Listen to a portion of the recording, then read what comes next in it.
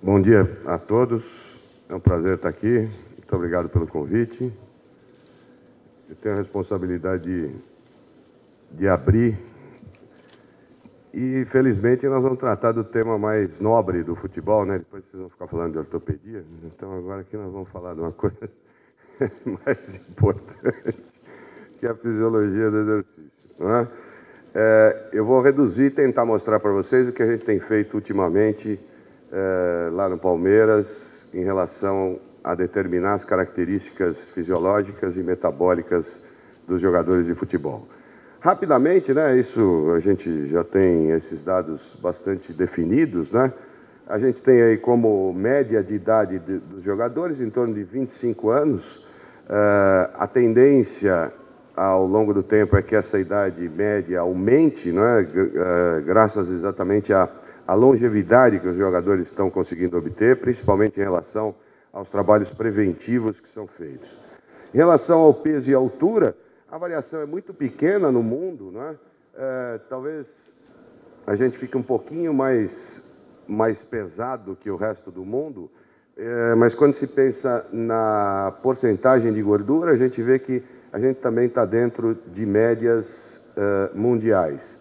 Essa porcentagem de gordura tem variado também, à medida que mudam as características táticas do jogo, muda-se também as características físicas do jogador. Então, à medida que você tem jogadores que desempenham mais componentes físicos no esporte, você vai reduzindo essa porcentagem de gordura, né? Em relação ao consumo máximo de oxigênio, também a gente pode observar que esses valores são muito próximos, muito parecidos, né?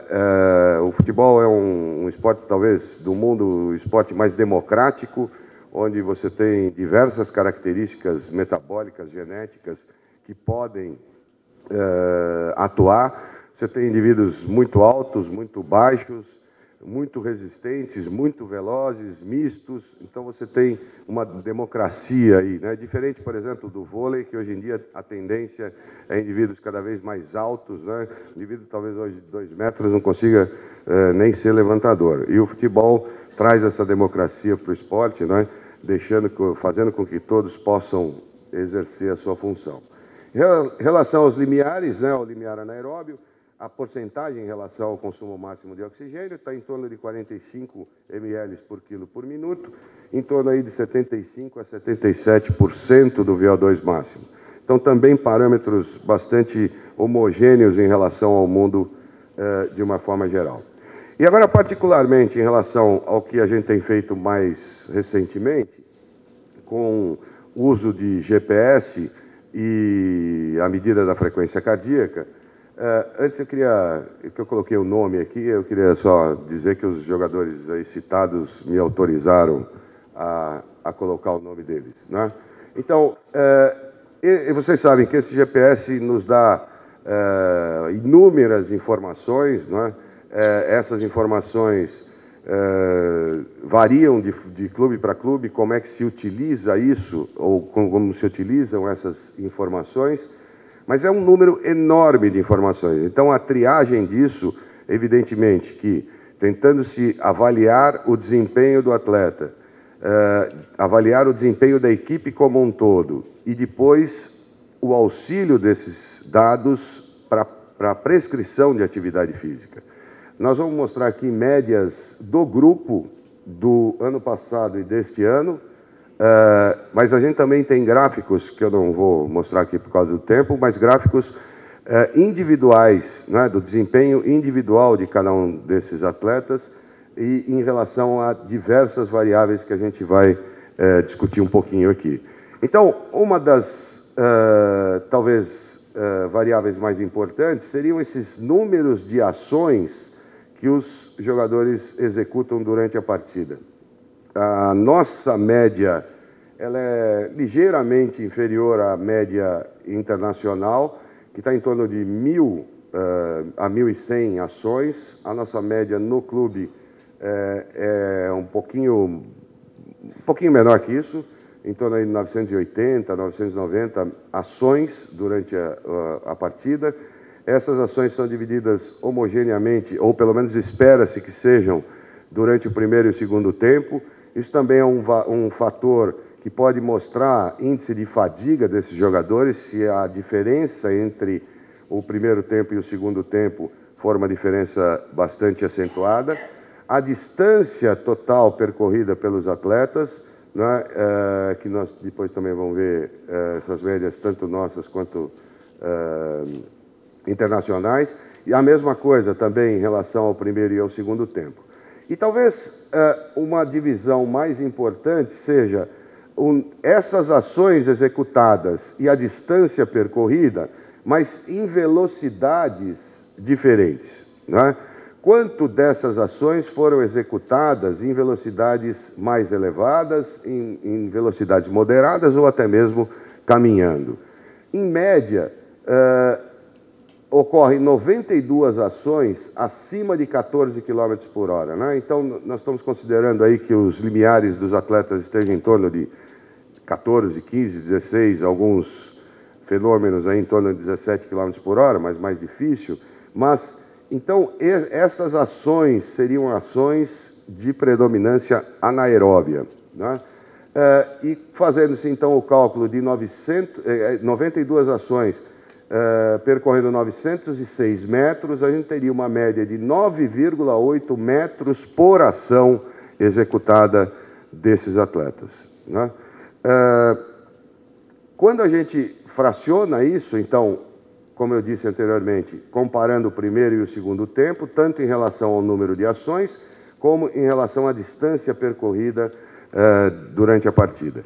É evidente que todos esses dados têm que ser vistos com uma certa cautela, porque eles dependem do esquema tático da equipe, da função tática daquele jogador especificamente e, evidentemente, do adversário, né? Como eu disse, esses são valores individuais de um jogo em particular, mas a avaliação sistemática de jogo a jogo individualmente e a avaliação da média da equipe ao longo do campeonato vai nos dando, então, uma ideia de como que o jogador e a equipe está se comportando.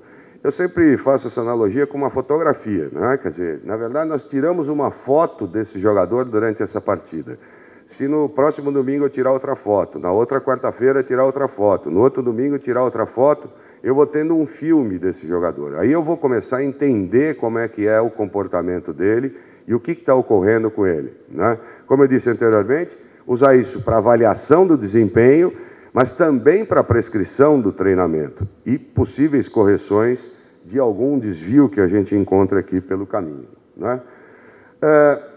Como eu, naquela tabela maior aqui em termos gráficos, né, então as ações por velocidade, então por atividade, mas em relação às velocidades atingidas nessas ações, né, então a gente tem essa distribuição. E evidentemente que é claro que essas ações em velocidades mais elevadas talvez sejam as ações mais importantes para o futebol. E da mesma forma, a distância percorrida e a distância percorrida nessas velocidades divididas. Outro gráfico extremamente importante é a divisão de 15 em 15 minutos, né? Então, individualmente, você pode fazer uma curva de fadiga desses jogadores ao longo do jogo. Então, como é que foi o desempenho nos primeiros 15 minutos e comparar esse desempenho com os outros 15 minutos da partida e ver se houve uma queda muito grande do desempenho desses atletas. De novo, sempre com um senão em relação ao esquema tático e ao adversário, as condições climáticas e assim por diante. Aqui nós temos um mapa de calor das ações desse jogador em relação ao primeiro tempo e ao segundo tempo. Então, em vermelho, a gente tem o espaço em que ele percorreu mais número de vezes, depois amarelo, verde e azul clarinho, diminuindo a área de atuação desse jogador. Para o técnico também é extremamente importante isso, quando você sobrepõe, por exemplo, dois zagueiros ou os dois laterais e vê a área do campo que foi abordada por cada um desses jogadores, né? E da mesma forma no primeiro tempo e no segundo tempo também. Aqui, de forma repetitiva, mas agora uma outra função dentro do corpo, dentro do campo, desculpe, o número de ações muito parecidos, né? Mas aqui a gente tem uma pequena diferença. 117 ações acima de 14 km, aquele era um zagueiro, esse é um meia, né? Então, 117 ações acima de 14 km, 1.831 metros nessas ações, né? E isso propiciando, então, 15,6 metros por ação. Então, novamente, dependendo da função tática do jogador no campo, nós vamos ter ações diferentes, movimentações diferentes e exigência metabólica também diferente. Da mesma forma, então, aqui dividindo o número de ações pelo primeiro e segundo tempo, aqui a distância percorrida também no primeiro e no segundo tempo. Novamente, né, as ações por velocidade e distância por velocidade também fracionadas aí para a gente avaliar em que velocidade esse jogador se sente mais confortável ou a exigência metabólica desta velocidade. Novamente, em relação ao fracionamento de 15 em 15 minutos, né? E o mapa de calor também da área abrangida no campo durante a atividade. É interessante isso, né? Quer dizer, a gente talvez não tenha a ideia exata da área de campo coberta pelo jogador, e quando a gente vê esse mapa de calor, ainda mais este jogador, a gente vê que é realmente impressionante aí o desempenho dele na partida.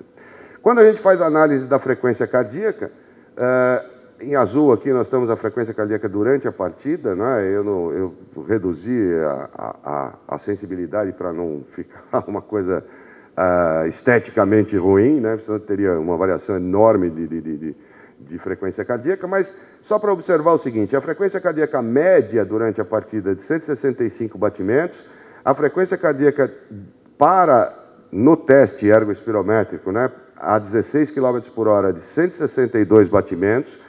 Então a gente observa que a frequência cardíaca média é acima da frequência de limiar de 16 km por hora. Então 54% da frequência esteve acima do limiar e 46% abaixo da frequência limiar. Aqui a distância percorrida por posição. Então a gente tem algumas variações, praticamente os laterais contra os zagueiros, estatisticamente esta diferença é significante, as outras diferenças não são significantes estatisticamente, mas em relação ao jogo em si, elas talvez sejam significantes. Como a gente viu anteriormente, 54% da frequência cardíaca está acima da frequência limiar. No entanto, a exigência metabólica, né? Então a exigência cardíaca está acima do limiar, mas a exigência metabólica, a gente teria 43% andando, 41% andando, então isso aqui totalizando 84% do tempo sendo um trabalho aeróbio, né? Abaixo da carga de limiar, vamos dizer assim, e 16% em velocidade. Aparentemente, o futebol é um esporte aeróbio, né? Talvez seja predominantemente aeróbio. No entanto, são esses 16% que acabam resolvendo a partida, né? Então, se a gente conseguir subir essa porcentagem, um componente anaeróbio, um componente de velocidade, de força, de potência, aquele número de ações ser cada vez mais alto, mas em velocidades mais elevadas, é claro que o desempenho da equipe vai ser muito maior. Então, aqui um resumo do que nós comentamos até agora. A distância percorrida do grupo geral de um ano e mais um pouquinho deste ano aqui. 9.237 metros do grupo como um todo. Corrida acima de 14 km por hora, 1.368 metros por jogo, evidentemente. Média de ações ou mudanças de intensidade por jogo, 980 ações. Ações ou mudanças de intensidade são, em sua maioria, de 10 a 20 metros, então os zagueiros se aproximando de 10 metros, os meias laterais se aproximando de 20 metros por ação. Espero que a gente consiga repetir essa cena, né, agora nos próximos dias. Como eu disse, a quantidade de informações é imensa, nosso tempo é pequeno, ela já me mostrou a plaquinha aqui. Queria agradecer mais uma vez e a gente talvez tenha a oportunidade aí durante o dia da gente conversar um pouquinho mais sobre isso. Muito obrigado aí pela atenção.